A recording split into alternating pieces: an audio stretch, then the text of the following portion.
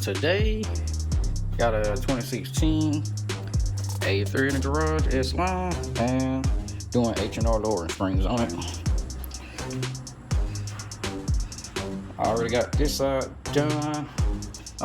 Just for reference, I always do one side off camera. There's no need wasting time recording a whole bunch of unnecessary stuff, especially when it's the first time on a new car for me. So I always go ahead and do one time, figure out our own method, so that way I can bring y'all the fastest, most efficient method when doing a car. So first thing first, of course, get the car up, get it on jack stands, tire up on the car. Safety first. Reference what I use, put my jack stands right at the back of the control arm. Next, I want you to come in and you're gonna follow this sensor up, pop that off, follow it down to here, pop it off right there. Also, next step would be go ahead and take your end link loose, which I already did. And the reason I took the end link loose is because one, sway bar keep it from dropping low, and if you leave only one side up, then the other side will put pressure on that side. So you gotta at least take one side loose so you can free the sway bar. But I took both loose. So there's no thread locker there. Slight rust. I seen on another guy's video where he put thread locker there. I'm not.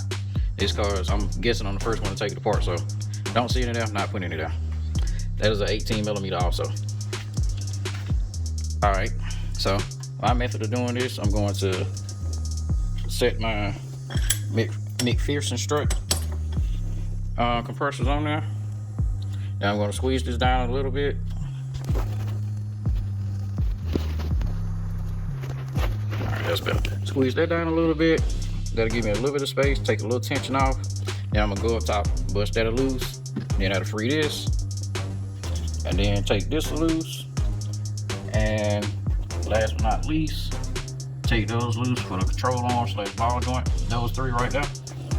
I'll give all the sides of the torque space later as I get to them. But take all those loose, and then that'll allow me enough sag and room to come down and pull it out that way and get the spring out and pass the fender without having to deal with this or separating this from that. So first order of business, go ahead and break this axle nut, which is a 5/16.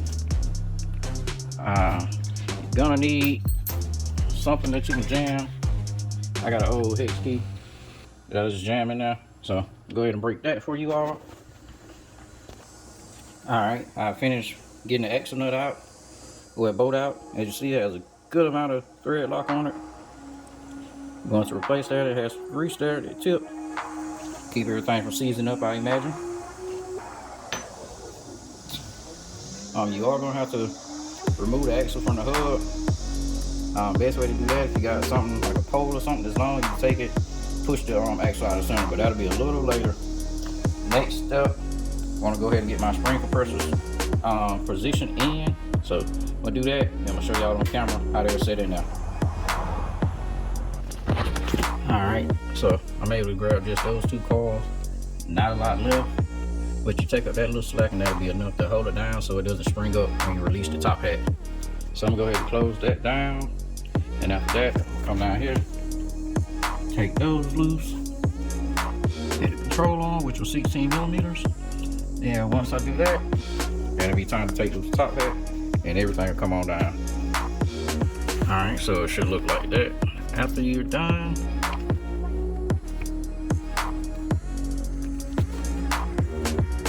get some light on, so it should look like that after it's done. I'll try to put a side by side so you can see the two to see, you know, how much space we're taking up there. But you'll be able to tell in person definitely. All right, now that's done. Let's get down here to 16mm. And I'm gonna just take those straight out. Then after that, then I'm gonna push on that axle and push it backwards. Because what happens is if you try to lower it down, the axle hit the sway bar and then it just kind of sits there and binds up, and you can't push it, can't pull it or anything. The axle is pretty stiff. Most axles I've dealt with I can kind of maneuver by hand, but these are pretty damn stiff.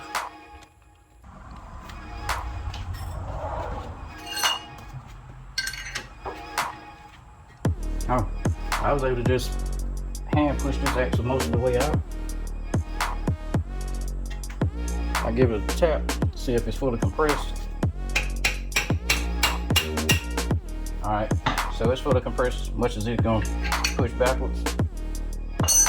The next step is, of course, top hat. Let me show y'all what that's at. So it's right here up under this. Take this weather stripping off, because that goes in between and clamps that like that to that. So just take that off. Then this little black cap you pop off, and you got that one, which I believe is a 21 millimeter.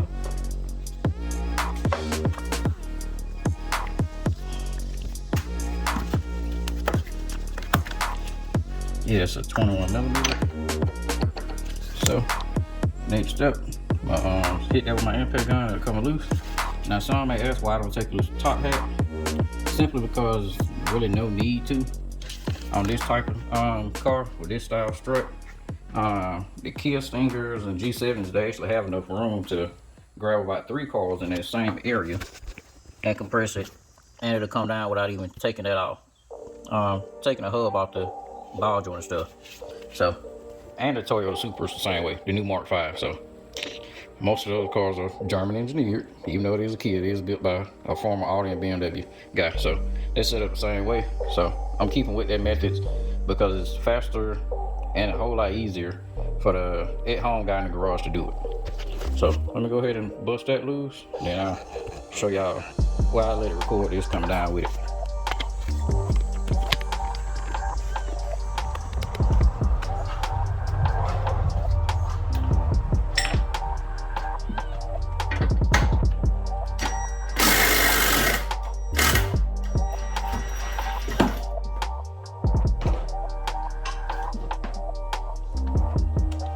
As you can see, rock back a little bit. No spring explosion. And spring is pretty much free already. Only thing left for me to do is get this up off the control arm so I can get it down some more. You definitely want to put your jack right up under the lip of the rotor so to hold it. For one, because you got to get it up and out of the control arm. And then you got to lower it down. You'll notice it'll come backwards. So let me get my jack around here. I would definitely suggest having a foam pad to kneel on if you're doing this. But you're gonna use your jack to raise this up. The little nubs on the jack, you wanna hook that into the brake rotor.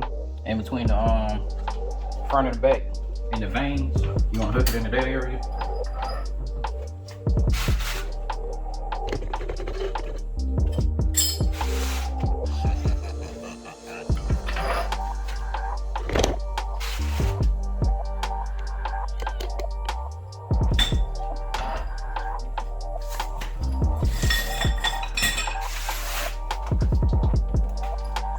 Just sit it in the middle because it can jump around and move around. So I like to put mine right in the middle of the vane.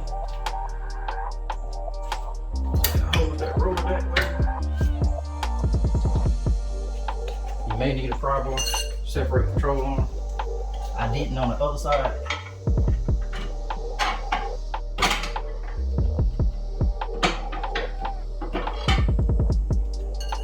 There's not much tension there.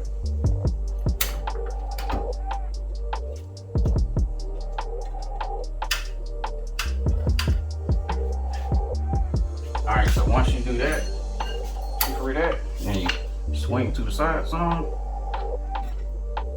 pull on it, lower your jack.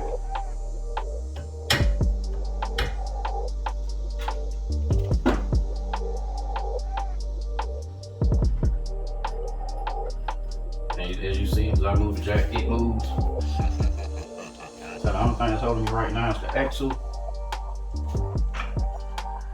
So I'm gonna go back up a little bit. All right, make sure the space in there. See what's in the middle of the axle.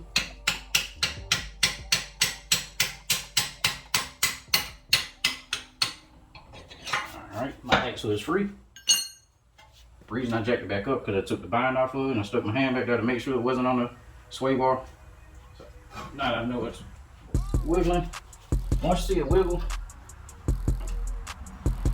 that's a definite indication that it's out and loose. So now I can pretty much swing this all the way around here.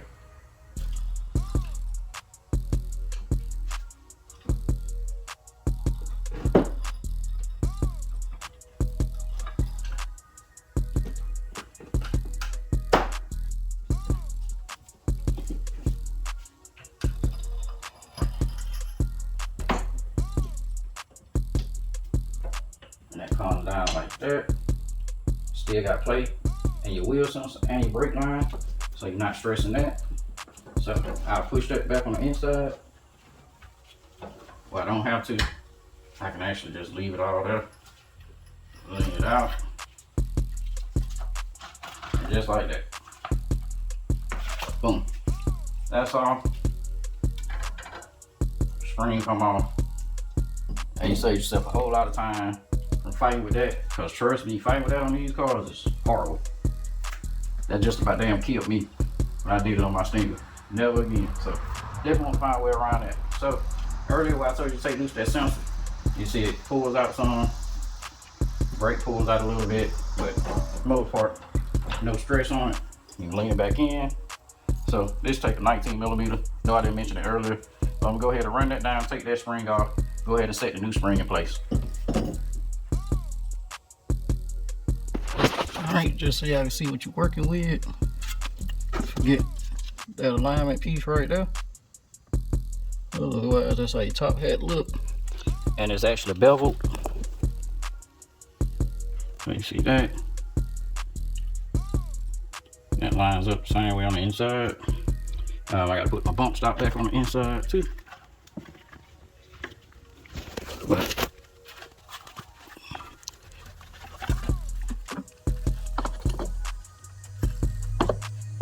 pretty much goes like that.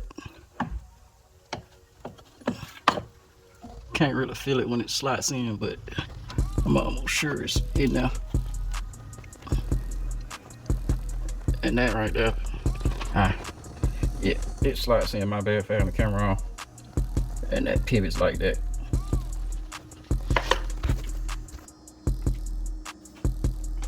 All right, you want to take your spring,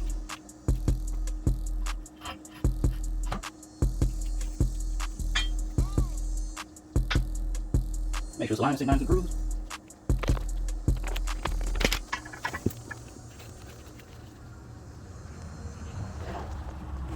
And then you want to take your top hat,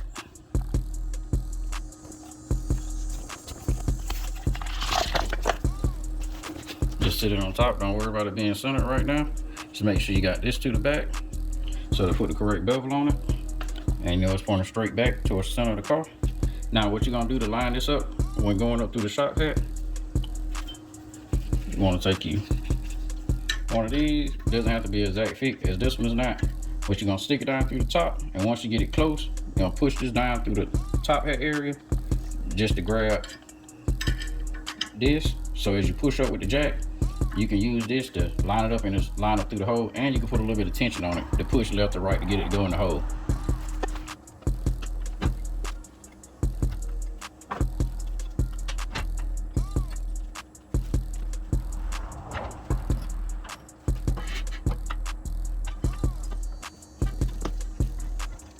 Watch for your brake line down there so it don't get caught up here on the end of your control arm.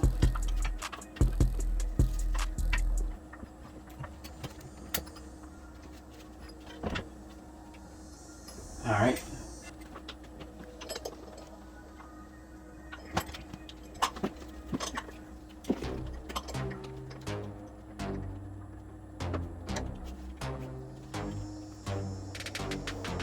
Alright, now that I got my Allen wrench in up top to help guide the shock through, use my foot to push the jack. Jack up on some more.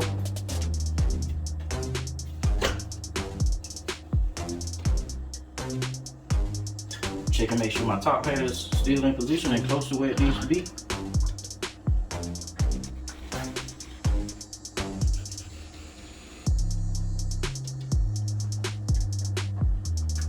Alright, my shock is about to go through the center of the top hat.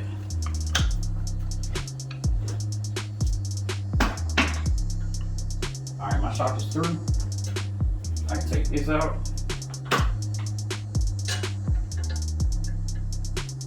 Thread the bolt on. Push in some more. Because as you go up and the spring come out of tension, it tends to want to push out. So you gotta be a little forceful with it.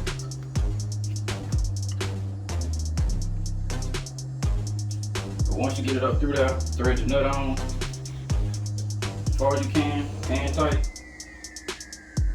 You can crank it down later, but for now, hand tight is enough. Get it hand tight. Then after that, release the jack.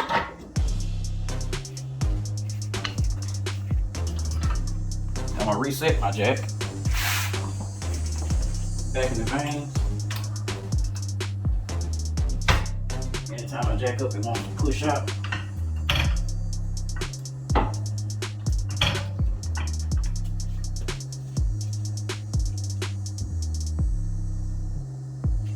Now you must get the axle back in before you can start tightening up stuff. The axle nut isn't long enough to reach through and catch it. You gotta actually get it kind of started in the hole and then use your axle nut and then just lightly pull it through. If it's not lined up and it starts to bind when trying to pull it through with a nut, stop, because you don't want to mess up your axle or anything like that. So if it doesn't come with relatively no force, and I would say do it by hand, don't use an impact gun or electric wrench or anything, just do it by hand so you can feel it. And use that to put it in.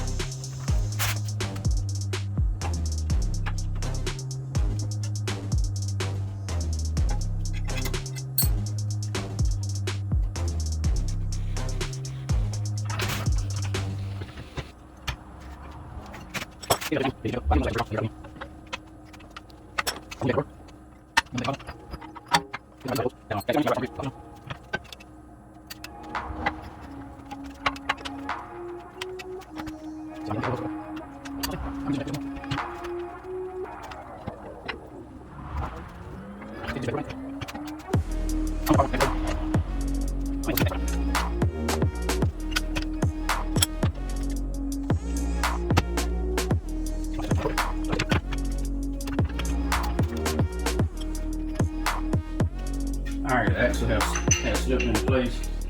You just gotta line it up. And as you push up, it kind of pushes itself in as you push up and push in. So, leave the bolt down. Not tight, just hand tight. And next I'm finna set the control arm into place on the ball joint. Those 3 bolts. After that, it'll be time to just tighten everything up.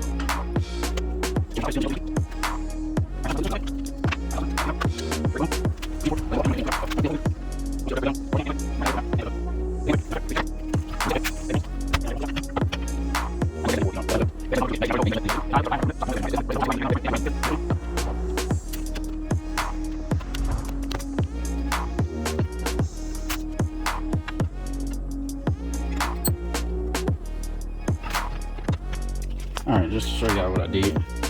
For that last little bit of space to get it there, take your pry bar, put it up in here so that grab the inside of the caliper.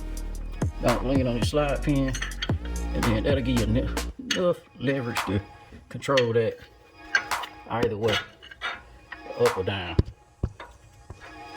Better move, pivot, and get you some space. So that's lined up, so I'm about to tighten that up. Put those lines back in place, end link, and then fully tighten it down. Then I'll be done in the front. Also, don't forget your stopper that you put right there in the brake caliper. That's aggravating to put the wheel on and you have to take it all the way back. I'll forget to that. Alright, so I position my jack back up under here just so I can raise this, raise and lower this to meet the sway bar end link.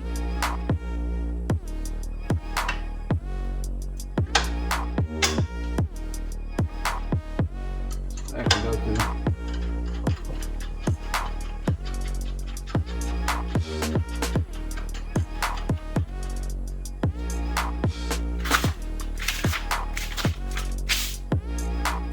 you want to torque the end link to about 48 foot-pounds. I forgot what it is in Newton meters, but I converted it over since I know majority of my viewers are American. We on the standard system, so it's about 48 foot-pounds. If you do it in Newton meters, I think it's like 40, no, not 47, but like, I think it's like 60 something Newton meters. It's an even number, I believe, a square number, ending in 0, but when converted over, it comes out to like 47.9. So I just went on up to 48 foot-pounds. All right, I just snugged it up by hand. Next, I'm gonna work on this axle nut. Torque wrench is already set. It's torqued to 148 foot-pounds plus a 90-degree turn. So, let me clean these threads up to get the old thread seal off first, and I'll be right back before I apply more.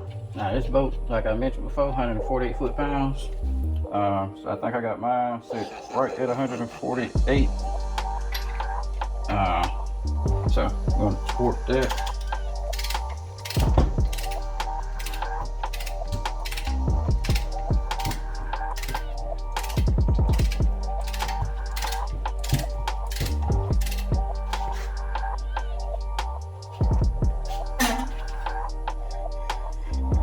All right. Lock this back in place one more time.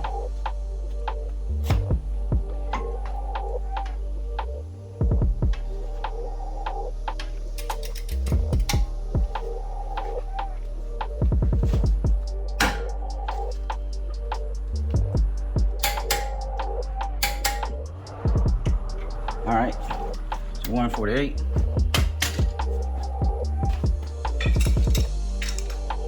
Down to 90. Feels like you're gonna break it. Pretty high grade boat, so I'm not worried about that. But I do need a pipe to do it. So line up with this. So 90 from here would be about here to that one. A little bit farther past, so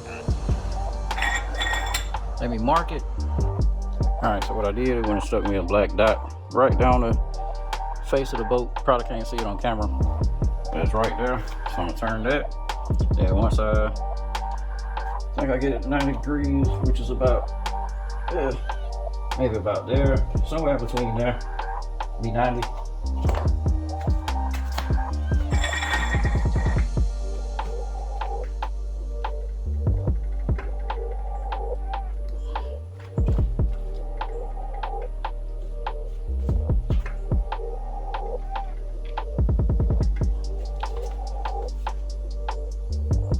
Gotta go a little farther.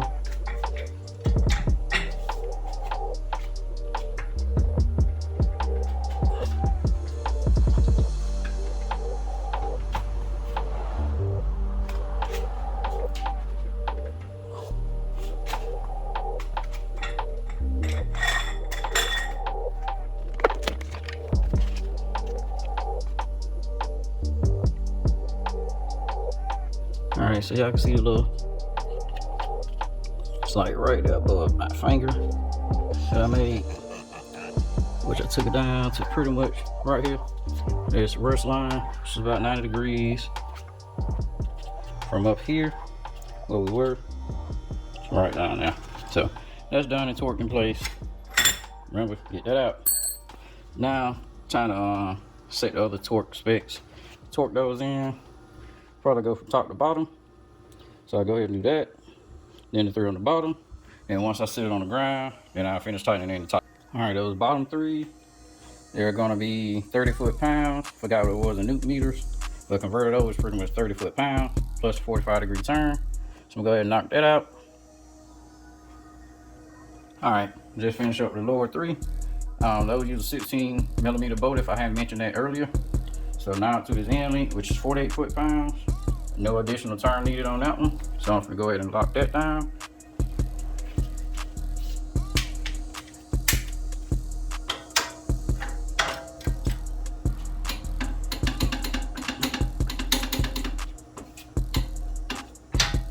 All right, that's locked down.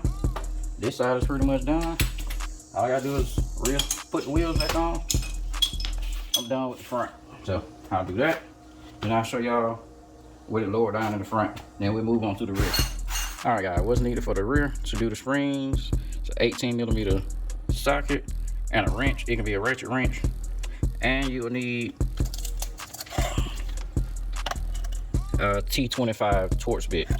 The T25 is for that right there, to take loose that down there in the control arm, your leveling sensor, so you don't break that. But that's literally all that's needed for the rear. It's that and your jack, and you'll be good to go.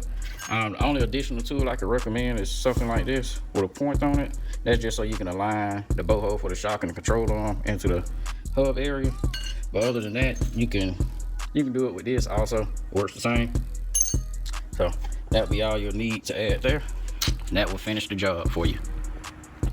Looking at the passenger side, I'll take loose that bolt right there and this bolt, and that'll allow that to come down and get your shock out. Well, not shock, get your spring out. Alright, so you want to seat your spring. If it's HR, the words will be pointing that way. Get some light down in there.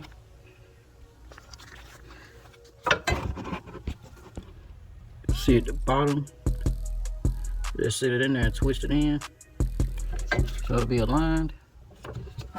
Realign this. Alright, that's realigned. Push it, line it up with that nub. That's pretty much it. Take a jack,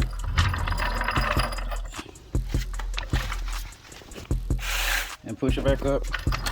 Put your bolts through, and that'll be pretty much it for your rear. Very simple.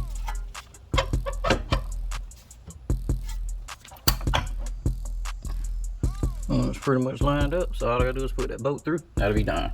Thank y'all for tuning in. So yet another installing modification day with me, and hanging out in the garage in the hot Georgia summer sun. Peace.